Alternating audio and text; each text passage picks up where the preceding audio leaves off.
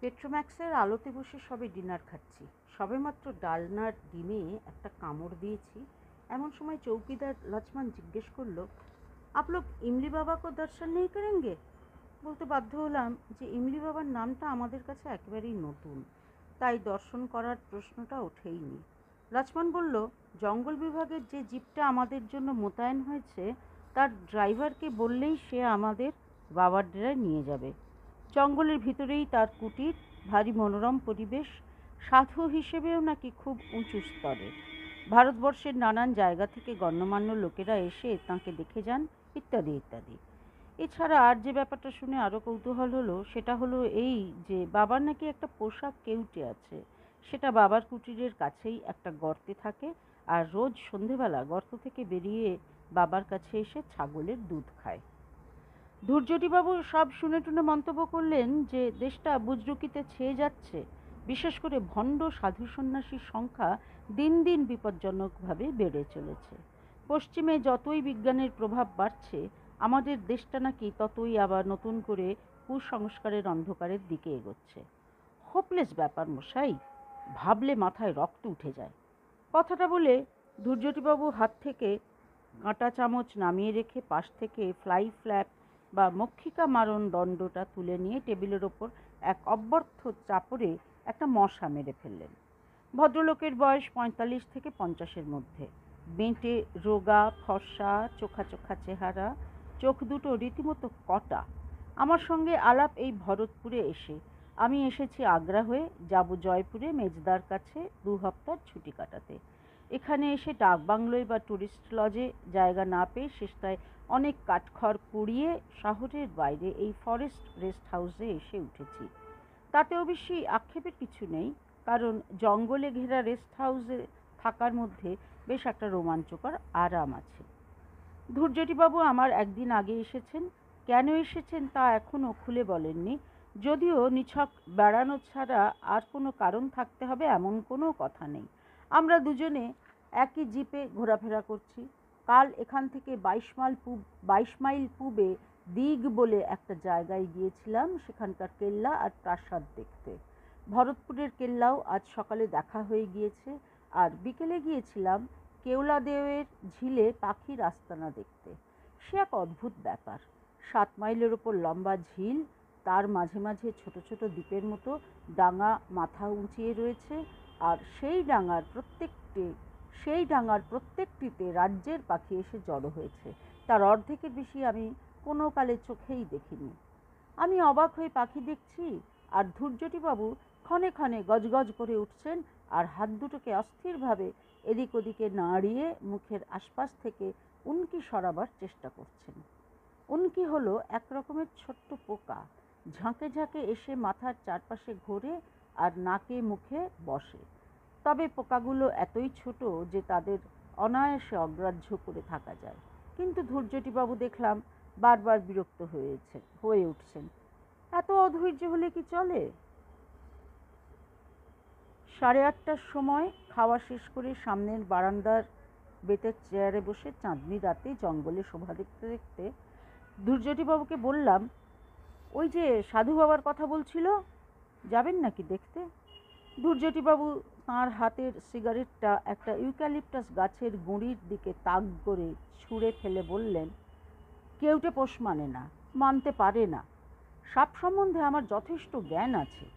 ছেলেবেলায় জলপাইগুড়িতে থাকতাম, নিজে হাতে অজস্র সাপ মেরেছি।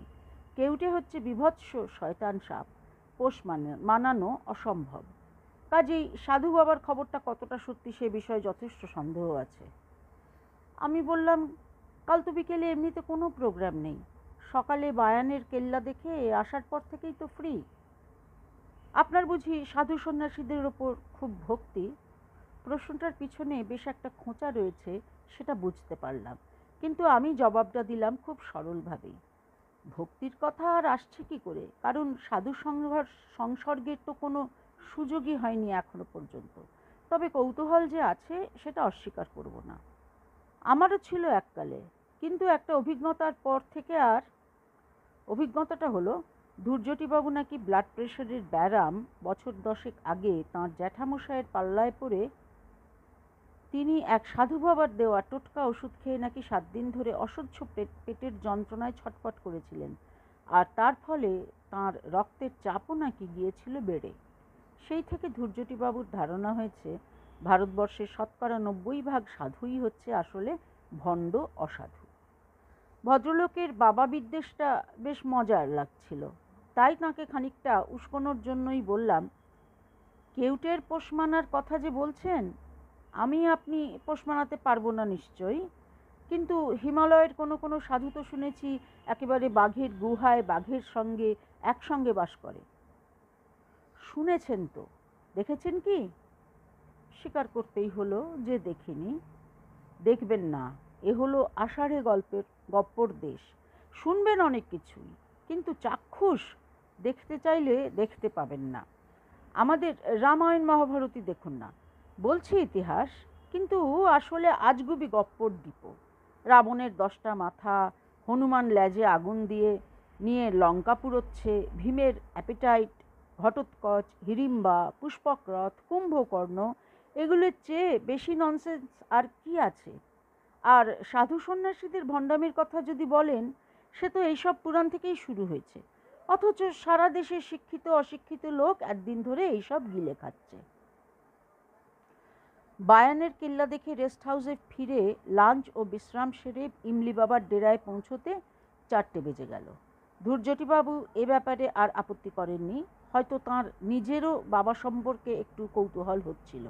জঙ্গলের মধ্যে একটা দিব্যি পরিষ্কার খোলার জায়গায় একটা বিরাট তেঁতুল গাছের নিচে বাবার কুটির। গাছের থেকেই বাবার নামকরণ, আর সেটা করেছে স্থানীয় লোকেরা। বাবার আসল নাম কি তা কেউ জানে না। খেজুর পাতার ঘরে একটিমাত্র চেলা সঙ্গে নিয়ে ভাল্লুকের ছালের ওপর বসে আছেন বাবা। চেলাটির বয়স অল্প, বাবার বয়স কত তা বোঝার জো নেই। সূর্য ডুবতে এখনো ঘণ্টাখানেক বাকি, কিন্তু তেঁতুল পাতার ঘন ছাউনির জন্য এই জায়গাটা এখনই বেশ অন্ধকার। কুটিরের সামনে ধুনি জ্বলছে, বাবার হাতে গাঁজার কলকে। ধুনির আলোতেই দেখলাম কুটিরের একপাশে একটা দড়ি টাঙানো, তাতে একটা গামছা আর একটা কৌপিন ছাড়া ঝোলানো রয়েছে গোটা 10 সাপের খোলস। আমাদের দেখে বাবা কলকের ফাঁক দিয়ে একটু হাসলেন। ধূর্যটিবাবু ফিসফিস করে বললেন, বৃথা সময় নষ্ট না করে আসল প্রসঙ্গে চলে যান। দুধ খাওয়ার সময়টা কখন জিজ্ঞেস করুন। আপ বালকিষণ সে মিলনা চাহতে হ্যাঁ? ইমলি বাবা আশ্চর্য উপায়ে আমাদের মনের কথা জেনে ফেলেছেন। কেউটের নাম যে বালকিষণ, সেটা আমাদের জিপের ড্রাইভার দীনদয়াল কিছুক্ষণ আগেই আমাদের বলেছে। ইমলি বাবাকে বলতেই হলো যে আমরা তাঁর সাপের কথা শুনেছি এবং পোষা সাপের দুধ খাওয়া দেখতে আমাদের ভারী আগ্রহ।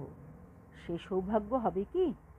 ইমলি বাবা আক্ষেপের ভঙ্গিতে মাথা নাড়লেন, বললেন, বালকিষণ রোজই সূর্যাস্তের সঙ্গে সঙ্গে বাবার ডাক শুনে গর্ত থেকে বেরিয়ে কুটিরে এসে দুধ খেয়ে যায়। 2 দিন আগে পর্যন্ত এসেছে, কিন্তু গতকাল থেকে তার শরীরটা নাকি তেমন ভালো নেই। আজ পূর্ণিমা, আজও সে আসবে না, আসবে আবার কাল থেকে। সাপের শরীর খারাপ হয় এ খবরটা আমার কাছে নতুন, তবে পোষা তো হবে নাই বা কেন? গরু, ঘোড়া, কুকুর ইত্যাদির জন্য তো হাসপাতালই আছে। বাবার চেলা আরও একটা খবর দিল, একে তো শরীর খারাপ, তার উপর কিছু কাঠ পিঁপড়ে নাকি তার গর্তে ঢুকে বালকিষণকে বেশ কাবু করে ফেলেছিল। সেই সব পিঁপড়ে নাকি বাবার অভিশাপে পঞ্চত্ব প্রাপ্ত হয়েছে। কথাটা শুনে ধূর্যটিবাবু আমার দিকে আর চোখে চাইলেন। আমি কিন্তু ইমলি বাবার দিকেই দেখছিলাম।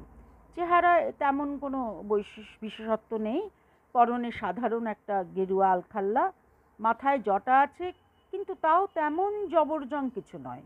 দোকানে 2টো লোহার মাকড়ি, গলায় গোটাচারেক ছোট বড় মালা, ডান কনুইয়ের ওপরে একটা তাবিজ। অন্য 5টা সাধু বাবার সঙ্গে খুব একটা তফাৎ নেই, কিন্তু তাও সন্ধ্যার পরন্ত আলোয় ধুনির পিছনে বসা লোকটার দিক থেকে কেন জানি চোখ ফেরাতে পারছিলাম না। আমরা দাঁড়িয়ে আছি দেখে চালাটি 2টো চাটাই বার করে এনে বাবার হাত 10 দূরে বিছিয়ে দিল। কিন্তু বাবার পোষা কেউটিকেই যখন দেখা যাবে না, তখন আর বসে কি হবে? বেশি দেরি করলে আবার ফিরতে রাত হয়ে যাবে। গাড়ি আছে ঠিকই, কিন্তু জঙ্গলের ভিতর দিয়ে রাস্তা, তার আশেপাশে জন্তু জানোয়ারেরও অভাব নেই। হরিণের পাল তো রোজই দেখছি। তাই শেষ পর্যন্ত আর বসলাম না। বাবাকে নমস্কার করতে তিনি মুখ থেকে কলকে না সরিয়ে চোখ বুজে মাথা হেঁট করে প্রতি নমস্কার জানালেন। আমরা দুজন শখানেক গজ দূরে রাস্তার ধারে রাখা জিপের উদ্দেশ্যে রওনা দিলাম। কিছু আগেও চারদিকের গাছগুলো থেকে বাসায় ফেরা পাখির কলরব শুনতে পাচ্ছিলাম। এখন সব নিস্তব্ধ। কুটির থেকে বেরিয়ে কয়েক পা গিয়ে ধূর্যটিবাবু হঠাৎ থেমে বললেন, সাপটা না হয় নাই দেখা গেল, তার গর্তটা অন্তত একবার দেখতে চাইলে হতো না? আমি বললাম, তার জন্য তো ইমলি বাবার কাছে যাবার কোনো দরকার নেই। আমাদের ড্রাইভার দীনদয়াল তো বলছিল ও গর্তটা দেখেছে। ঠিক কথা। গাড়ি থেকে দীনদয়ালকে নিয়ে আমরা আবার ফিরে এলাম। এবার কুটিরের দিকে না গিয়ে একটা বাদাম গাছের পাশ দিয়ে সরু পায়ে হাঁটা পথ ধরে খানিক দূর এগিয়ে যেতেই সামনে একটা কাঁটা ঝোপ পড়ল। আশেপাশে পাথরের টুকরো পড়ে থাকতে দেখে মনে হলো এককালে এখানে হয়তো একটা দালান জাতীয় কিছু ছিল। দীনদয়াল বলল, ওই ঝোপটার ঠিক পিছনেই নাকি সাপের গর্ত। এমনি দেখে কিছু বোঝার নেই, কারণ আলো আরও কমে এসেছে। ধূর্যটিবাবু তাঁর কোটের পকেট থেকে একটা ছোট্ট টর্চ বার করে ঝোপের ওপর আলো ফেলতেই পিছনে গর্তটা দেখা গেল। যাক, গর্তটা তাহলে সত্যিই আছে। কিন্তু সাপ, সে কি আর অসুস্থ অবস্থায় আমাদের কৌতূহল মেটানোর জন্য বাইরে বেরোবে? সত্যি বলতে কি, সাধু বাবার হাতে কেউটের দুধ খাওয়া দেখার বাসনা থাকলেও সেই কেউটের গর্তের সামনে দাঁড়িয়ে তাকে দর্শন করার খুব একটা ইচ্ছে ছিল না। কিন্তু ধূর্যটিবাবুর কৌতূহল দেখলাম আমার চেয়েও বেশি। আলোয় যখন কাজ হলো না, তখন ভদ্রলোক মাটি থেকে ঢেলা কুড়িয়ে নিয়ে সেগুলো ঝোপের ওপর ফেলতে আরম্ভ করলেন। এই বাড়াবাড়িটা আমার ভালো লাগলো না। বললাম, কি হলো মশাই, আপনার দেখি রোগ চেপে গেছে? আপনি তো বিশ্বাসই করছিলেন না যে সাপ আছে। ভদ্রলোক এবার একটা বেশ বড় ঢেলা হাতে তুলে নিয়ে বললেন, এখনো করছি না। এই ঢেলাতেও যদি ফল না হয় তাহলে বুঝবো বাবাজি সম্বন্ধে এক স্রেফ গাঁজাখুরি গল্প প্রচার করা হয়েছে। লোকের ভুল বিশ্বাস যত ভাগানো যায় ততই মঙ্গল। ঢেলাটা একটা ভারী শব্দ করে ঝোপের ওপর পড়ে কাঁটা সমেত পাতাগুলোকে তছনছ করে দিল। ধূর্যটিবাবু টর্চটা ধরে আছেন গর্তের ওপর। কয়েক মুহূর্ত সব চুপ। কেবল বনের মধ্যে কোথায় যেন একটা ঝিঁঝি সবেমাত্র ডাকতে আরম্ভ করেছে। এবার তার সঙ্গে আরেকটা শব্দ যোগ হলো, একটা শুকনো সুরহীন শীষের মতো শব্দ। তারপর পাতার খসখসানি, আর তারপর টর্চের আলোয় দেখা গেল একটা কালো মসৃণ জিনিসের খানিকটা। সেটা নড়ছে, সেটা জ্যান্ত, আর ক্রমেই সেটা গর্তের বাইরে বেরিয়ে আসছে। এবার ঝোপের পাতা নড়ে উঠল, আর তার পর মুহূর্তেই তার ফাঁক দিয়ে বেরিয়ে এলো একটা সাপের মাথা। টর্চের আলোয় দেখলাম কেউটের জলজলে চোখ আর তার দুভাগে চেরা জিভ, যেটা বারবার মুখ থেকে বেরিয়ে এসে লিকলিক করে আবার সুরুত করে ভেতরে ঢুকে যাচ্ছে। দীনদয়াল কিছুক্ষণ থেকেই জিপে ফিরে যাওয়ার জন্য তাগাদা করছিল। এবার ধরা গলায় অনুনয়ের সুরে বলল, ছোড় দিজিয়ে বাবু, আব তো দেখ লিয়া, আব ওয়াপস চলিয়ে। টর্চের আলোর জন্যই বোধহয় বালকিশন এখনো মাথাটা বার করে আমাদের দিকে চেয়ে আছে, আর মাঝে মাঝে জিভ বার করছে। আমি সাপ দেখেছি অনেক, কিন্তু এত কাছ থেকে এভাবে কাল কেউটে কখনো দেখিনি। আর কেউটে আক্রমণের চেষ্টা না করে চুপচাপ চেয়ে রয়েছে, এরকমও তো কখনো দেখিনি। হঠাৎ টর্চের আলোটা কেঁপে উঠে সাপের ওপর থেকে সরে গেল। তারপর যে কাণ্ডটা ঘটল সেটার জন্য আমি একেবারেই প্রস্তুত ছিলাম না। ধূর্যটিবাবু হঠাৎ একটা পাথরের টুকরো তুলে নিয়ে চোখের নিমেষে সেটা বালকিশনের মাথার দিকে তাক করে ছুঁড়ে মারলেন, আর তারপরই পরপর আরও দুটো। একটা বিশ্রী আশঙ্কায় দিশেহারা হয়ে আমি বললাম, আপনি এটা কী করলেন ধূর্যটিবাবু? ভদ্রলোক আমার পাশে দাঁড়িয়ে হাঁপাতে হাঁপাতে চাপা গলায় বেশ উল্লাসের সঙ্গেই বললেন, ওয়ান কেউটে লেস। দীনদয়াল হাঁ করে বিস্ফারিত চোখে ঝোপটার দিকে চেয়ে আছে। ধূর্যটিবাবুর হাত থেকে টর্চটা নিয়ে আমি এবার গর্তের উপর আলো ফেললাম। বালকিশনের অসাড় দেহের খানিকটা অংশ দেখা যাচ্ছে। ঝোপের মাথায় লেগে রয়েছে সাপের মাথা থেকে ছিটকিয়ে বেরোনো খানিকটা রক্ত। এর মধ্যে কখন যে ইমলি বাবা আর তার চেলা এসে আমাদের পিছনে দাঁড়িয়েছে তা বুঝতেই পারিনি। ধূর্যটিবাবুই প্রথম পিছন ফিরলেন।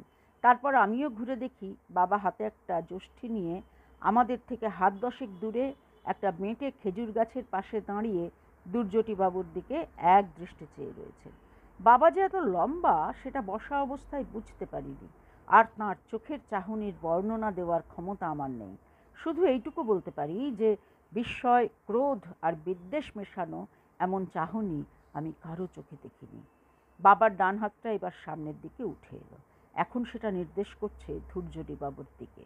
হাতের তর্জনীটা এবার সামনের দিকে বেরিয়ে এসে নির্দেশটা আরও স্পষ্ট হলো। এই প্রথম দেখলাম বাবার আঙুলের এক একটা নখ প্রায় 2 ইঞ্চি লম্বা। কার কথা মনে পড়ছে বাবাকে দেখে? ছেলেবেলায় দেখা বিডন স্ট্রিটে আমার মামা বাড়ির দেয়ালে টাঙানো রবি বর্মার আঁকা একটা ছবি। দুর্বাসা মুনি অভিশাপ দিচ্ছেন শকুন্তলাকে, ঠিক এইভাবে হাত তোলা, চোখে ঠিক এই চাহনি। কিন্তু অভিশাপের কথা কিছু বললেন না ইমলি বাবা। তাঁর গম্ভীর চাপা গলায় হিন্দিতে তিনি যা বললেন তার মানে হলো, একটা বালকিষণ গেছে তাতে কি হলো, আরেকটা আসবে। বালকিষণের মৃত্যু নেই, বালকিষণ অমর। ধূর্যটিবাবু তাঁর ধুলোমাখা হাত রুমালে মুছে আমার দিকে ফিরে বললেন, চলুন।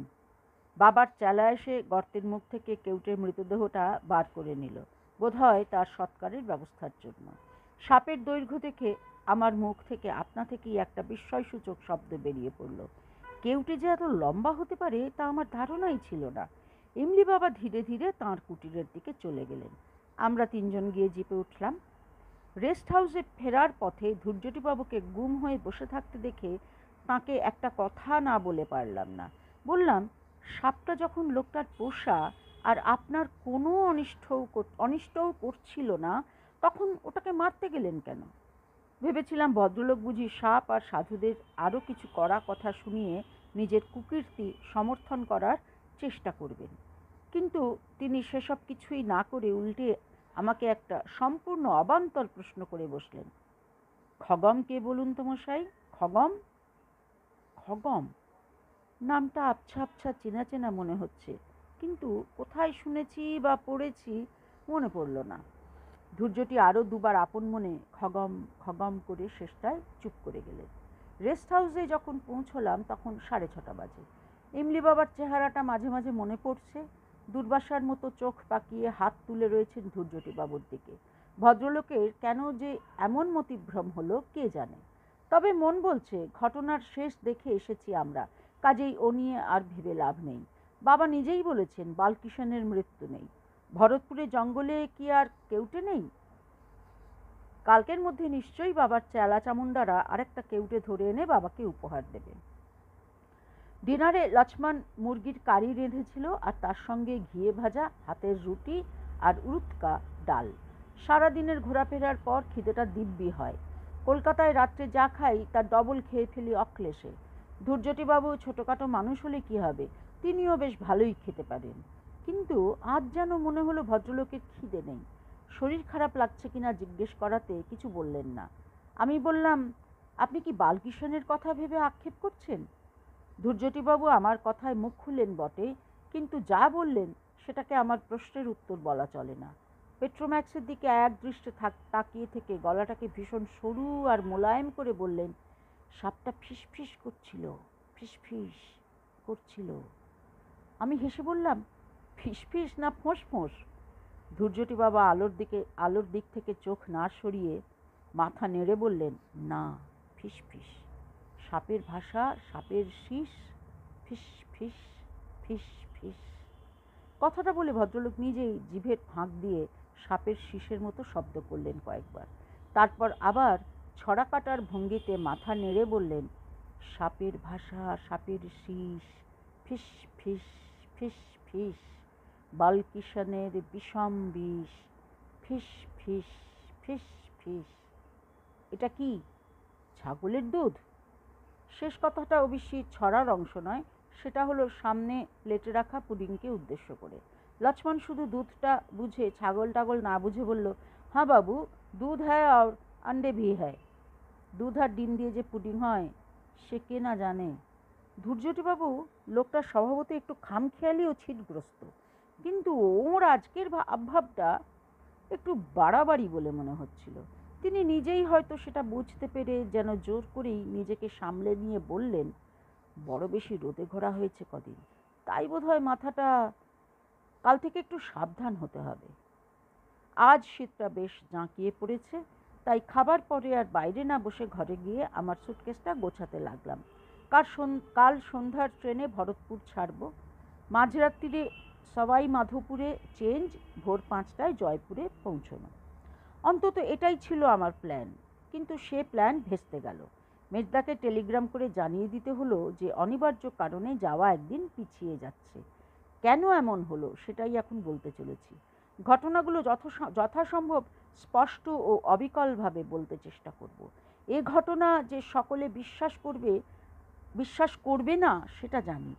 প্রমাণ যাতে হতে পারে সে জিনিসটা এমলি বাবার কুটিরের 50 হাত উত্তরে হয়তো এখনও মাটিতে পড়ে রয়েছে। সেটার কথা ভাবলেও আমার গা শিউরে ওঠে। কাজেই সেটা প্রমাণ হিসেবে হাতে করে তুলে নিয়ে আসতে পারিনি, তাতে আর আশ্চর্য কী। যাকগে, এখন ঘটনায় আসা যাক। সুটকেস গুছিয়ে লণ্ঠনটাকে কমিয়ে ড্রেসিং টেবিলের আড়ালে রেখে রাতের পোশাক পরে বিছানায় উঠতে যাব, এমন সময় পূব দিকের দরজায় টোকা পড়ল। এই দরজার পিছনেই ধূর্যটি বাবুর ঘর। দরজা খুলতেই ভদ্রলোক চাপা গলায় বললেন, আপনার কাছে ফ্লিট জাতীয় কিছু আছে, কিংবা মশা তাড়ানোর অন্য কোনো ওষুধ? আমি বললাম, মশা এলো কোত্থেকে? আপনার ঘরের দরজা জানলায় জাল দেওয়া নেই? তা আছে, তবে তাও কি যেন কামড়াচ্ছে। সেটা টের পাচ্ছেন আপনি? হাতে মুখে দাগ হয়ে যাচ্ছে। দরজার মুখটায় অন্ধকার, তাই ভদ্রলোকের চেহারাটা ভালো করে দেখতে পাচ্ছিলাম না। বললাম, আসুন ভেতরে, দেখি কি দাগ হলো। ধূর্যটিবাবু ঘরের ভিতরে এলেন। লণ্ঠনটা সামনে তুলে ধরতেই দাগগুলো দেখতে পেলাম। রুহিতন মার্কা কালশিটের মতো দাগ। এই জিনিস আগে কখনো দেখিনি, আর দেখে মোটেই ভালো লাগলো না। বললাম, বিদঘুটে ব্যারাম বাঁধিয়েছেন, অ্যালার্জি থেকে হতে পারে। কাল সকালে উঠেই ডাক্তারের খোঁজ করতে হবে। আপনি বরং ঘুমোতে চেষ্টা করুন, ও নিয়ে আর চিন্তা করবেন না। আর এটা পোকার ব্যাপার নয়, অন্য কিছু। যন্ত্রণা হচ্ছে কি? তাও ভালো, যান শুয়ে পড়ুন। ভদ্রলোক চলে গেলেন, আর আমিও বিছানায় উঠে কম্বলের তলায় ঢুকে পড়লাম। রাত্রে ঘুমোবার আগেই বিছানায় শুয়ে বই পড়ার অভ্যেস। এখানে লণ্ঠনের আলোয় সেটা আর পড়া সম্ভব হচ্ছে না, আর সত্যি বলতে কি, সেটার প্রয়োজনও নেই। সারাদিনের ক্লান্তির পর বালিশে মাথা দেবার 10 মিনিটের মধ্যে ঘুম এসে যায়। কিন্তু আজ সেটা আর হলো না। একটা গাড়ির শব্দে তন্দ্রা ভেঙে গেল। সাহেবের গলা শুনতে পাচ্ছি, আর একটা অচেনা কুকুরের ডাক। ট্যুরিস্ট এসেছে রেস্ট হাউসে। কুকুরটা ধমক খেয়ে চেঁচানো থামালো। সাহেবরাও বোধহয় ঘরে ঢুকে পড়েছে। আবার সব নিস্তব্ধ, কেবল বাইরে ঝিঁঝি ডাকছে। না, শুধু ঝিঁঝি নয়, তাছাড়াও আরেকটা শব্দ পাচ্ছি। আমার পূব দিকের প্রতিবেশী এখনো সজাগ, শুধু সজাগ নয়, সচল। তার পায়ের শব্দ পাচ্ছি। অথচ দরজার তলার ফাঁক দিয়ে কিছুক্ষণ আগেই দেখেছি লণ্ঠনটা হয় নিভিয়ে দেওয়া হলো, না হয় পাশের বাথরুমে রেখে আসা হলো। অন্ধকার ঘরে ভদ্রলোক পায়চারি করছেন কেন? এই প্রথম আমার সন্দেহ হলো যে ভদ্রলোকের মাথায় হয়তো ছিটেরও একটু বেশি কিছু আছে। তার সঙ্গে আমার আলাপ মাত্র 2 দিনের। তিনি নিজে যা বলেছেন তার বাইরে তার সম্বন্ধে আমি কিছুই জানি না। কিন্তু সত্যি বলতে কি, মাত্র কয়েক ঘন্টা আগে পর্যন্ত যাকে পাগলামো বলে, তার কিন্তু কোনো লক্ষণ আমি ধূর্যটিবাবুর মধ্যে দেখিনি। দিগ আর বায়ানের কেল্লা দেখতে দেখতে তিনি যে ধরনের কথাবার্তা বলছিলেন, তাতে মনে হয় ইতিহাসটা তার বেশ ভালোভাবেই পড়া আছে। শুধু তাই নয়, আর্ট সম্বন্ধেও যে তার যথেষ্ট জ্ঞান আছে, সেটার প্রমাণও তিনি তার কথাবার্তায় দিয়েছেন। রাজস্থানের স্থাপত্যে হিন্দু ও মুসলমান কারিগরদের কাজের কথা তিনি রীতিমতো উৎসাহের সঙ্গে বলছিলেন। না, ভদ্রলোকের শরীরটা বোধহয় খারাপ হয়েছে। কাল একজন ডাক্তারের খোঁজ করা অবশ্য কর্তব্য। আমার ঘড়ির রেডিয়াম ডায়ালে তখন বলছে 11:15। পূবের দরজায় আবার টোকা পড়ল। এবার বিছানা থেকে না উঠে একটা হাঁক দিলাম, কি ব্যাপার ধূর্যটিবাবু? কি বলছেন? বুঝলাম ভদ্রলোকের কথা আটকে গেছে। এ তো আচ্ছা ফাঁসাতে পড়া গেল দেখছি। আবার বললাম, কি বলছেন ঠিক করে বলুন, শুনবেন একটু? অগত্যা উঠলাম। দরজা খুলতে ভদ্রলোক এমন একটা ছেলে মানুষের মতো প্রশ্ন করলেন যে আমার বেশ বিরক্তই লাগলো। আচ্ছা, সাপ কি দন্ত স? আমি আমার বিরক্তি লুকোবার কোনো চেষ্টা করলাম না। আপনি এইটে জানবার জন্য এত রাত্রে দরজা ধাক্কালেন? দন্ত স? আগে হ্যাঁ, সাপ মানে যখন সর্প স্নেক তখন দন্ত স। আর তালব্য স? সেটা অন্য সাপ, তার মানে অভিশাপ। হ্যাঁ, অভিশাপ। Thank you. শুয়ে পড়ুন। ভদ্রলোকের অবস্থা থেকে আমার একটু একটু মায়া হচ্ছিল। বললাম, আপনাকে বরং একটু ঘুমের ওষুধ দিই? ও জিনিসটা আছে আমার কাছে। খাবেন? না, শীতকালে এমনিতেই কম ঘুমোই। মাফ করবেন, শীতকালে এমনিতেই ঘুমোই। শুধু সন্ধ্যায় সূর্যাস্তের সময়। ভদ্রলোককে বাধা দিয়ে বললাম, আপনার জিভে কিছু হয়েছে নাকি? কথা আটকে যাচ্ছে কেন? আপনার টর্চটা একবার দিন তো। ভদ্রলোকের পিছন পিছন আমিও ঘরে ঢুকলাম। টর্চটা ড্রেসিং টেবিলের উপর রাখা ছিল। সেটা জেলে ভদ্রলোকের মুখের সামনে ধরতেই তিনি হাঁ করে জিভটা বার করে দিলেন। জিভে কিছু যে একটা হয়েছে সে বিষয়ে সন্দেহ নেই। একটা সরু লাল দাগ ডগা থেকে শুরু করে জিভের মাঝখান পর্যন্ত চলে গেছে। এটাতে কোনো যন্ত্রণা নেই বলছেন? কই না তো।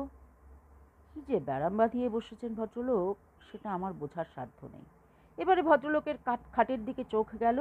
বিছানায় পরিপাটি ভাব দেখে বুঝলাম তিনি এখনো পর্যন্ত খাটে ওঠেননি। বেশ কড়া সুরে বললাম, আপনাকে শুতে দেখে তারপর আমি নিজের ঘরে যাব। আর জোরহাত করে অনুরোধ করছি, আর দরজা ধাক্কাবেন না। কাল ট্রেনে ঘুম হবে না জানি, তাই আজকে রাতটা ঘুমিয়ে নিতে চাই। ভদ্রলোক কিন্তু খাটের দিকে যাবার কোনো রকম আগ্রহ দেখালেন না। লণ্ঠনটা বাথরুমে রাখা হয়েছে, তাই ঘরে প্রায় আলো নেই বললেই চলে। বাইরে পূর্ণিমার চাঁদ উত্তরের জানলা দিয়ে ঘরের মেঝেতে জ্যোৎস্না এসে পড়েছে। তারই প্রতিফলিত আলোয় ধূর্যটিবাবুকে দেখতে পাচ্ছি। স্লিপিং স্যুট পরে দাঁড়িয়ে আছেন আর মাঝে মাঝে ঠোঁট ফাঁক করে শীষ দেওয়ার মতো শব্দ করছেন। আমি আসবার সময় কম্বলটা গায়ে জড়িয়ে এসেছি, অথচ ধূর্যটিবাবু দিব্যি গরম টরম কিচ্ছু না পরে দাঁড়িয়ে আছেন। ভদ্রলোক শেষটায় যদি সত্যিই একটা গোলমেলে ব্যারাম বাঁধিয়ে বসেন, তাহলে তো তাঁকে ফেলে আমার পক্ষে যাওয়া মুশকিল হবে। বিদেশে বিভুঁইয়ে একজন বাঙালি বিপদে পড়লে আর একজন তার জন্য কিছু না করে সরে পড়বে, এ তো হতে পারে না। আরেকবার তাঁকে বিছানায় শুতে বলেও যখন কোনো ফল হলো না, তখন বুঝলাম ওর হাতটা ধরে টেনে নিয়ে জোর করে শুইয়ে দেওয়া ছাড়া আর কোনো রাস্তা নেই। তিনি যদি অবাধ্য শিশু হতে চান, আমাকে তার গুরুজনের ভূমিকা নিতেই হবে। কিন্তু তার হাতটা ধরা মাত্র আমার শরীরে এমন একটা প্রতিক্রিয়া হলো যে আমি চমকে 3 হাত পিছিয়ে গেলাম। ধূর্যটিবাবুর শরীর বরফের মতো ঠান্ডা। জ্যান্ত মানুষের শরীর এত ঠান্ডা হতে পারে, এ আমি কখনোই কল্পনাই করতে পারি না। আমার অবস্থা থেকে বোধহয় ধূর্যটিবাবুর ঠোঁটের কোণে একটা হাসির ভাব ফুটে উঠল। তাঁর কটা চোখ দিয়ে তিনি এখন আমার দিকে চেয়ে মিচকি মিচকি হাসছেন। আমি ধরা গলায় বললাম, আপনার কি হয়েছে বলুন তো? ধূর্যটিবাবু আমার দিক থেকে চোখ সরালেন না। এক দৃষ্টে চেয়ে আছেন প্রায় মিনিট খানেক ধরে। অবাক হয়ে দেখলাম যে একটি বারও তাঁর চোখের পাতা পড়ল না। এরই মধ্যে তাঁর জিভটা বার কয়েক ঠোঁটের ফাঁক দিয়ে বেরোলো। তারপর তিনি ফিসফিস গলায় বললেন, বাবা ডাকছেন, বালকিষান, বালকিষান, বাবা ডাকছেন। তারপর ভদ্রলোকের হাঁটু ভাঁজ হয়ে গেল। তিনি প্রথমে হাঁটু গেড়ে বসলেন, তারপর শরীরটাকে সামনের দিকে এগিয়ে দিয়ে মাটিতে উপুর হয়ে শুয়ে কনুইয়ের ওপর ভর করে নিজেকে হেঁচড়ে টেনে নিয়ে খাটের তলায় অন্ধকারে চলে গেলেন।